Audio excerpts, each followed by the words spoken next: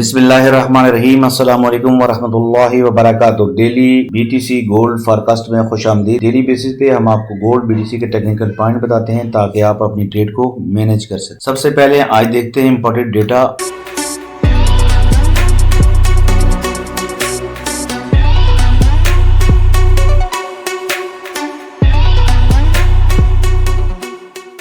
आज वेडनेसडे है और नवंबर की 19 तारीख है। आज गोल्ड का कोई खास डेटा नहीं है, अलबत्ता पाउंड की सीपीआई है ईयरली 12 बजे अभी थोड़ी देर बाद, और कोई खास डेटा नहीं आया कल एफएमसी की मिनट से। तो जब अब देखते हैं गोल्ड का आज की जो पहला सपोर्ट एरिया 4075 का है और फिर 4050 और जो रिजेक्शन एरिया है पहला वो 4100 से 4110 का ये रिजेक्शन एरिया है। बड़ा स्ट्रॉन्ग रिजेक्शन एरिया है। यहाँ से अगर गोल्ड की कोई सेल का इंडिकेशन मिले तो आप यहाँ से सेल कर सकते हैं इस एरिया से। अगर कोई एविडेंस मिले, जब तक एविडेंस नहीं मिलता ट्रेड को एक्टिव नहीं करना चाहिए। एविडेंस तरीकाकार आपको बताया हुआ है कि एविडेंस कैसे आपको मिलेगा। तो यहाँ से कहीं से भी अगर गोल्ड वापस आपको एविडेंस दे तो आप सेल कर सकते हैं। और अगर इसके अलावा अगर गोल्ड ने 4110 से ऊपर क्लोजिंग दे दी घंटे के टाइम फ्रेम पे और थोड़ा सा ट्रेड होता रहा तो फिर नेक्स्ट टारगेट जो है वो 4150 का है। 4145 का अगला टारगेट है। अगर गोल्ड यहाँ से ऊपर निकलता है तो फिर 4550, वरना यहाँ से इस जगह से पहले भी रिजेक्शन हुई और यहाँ से फिर दोबारा भी हो सकती है। यहाँ से दोबारा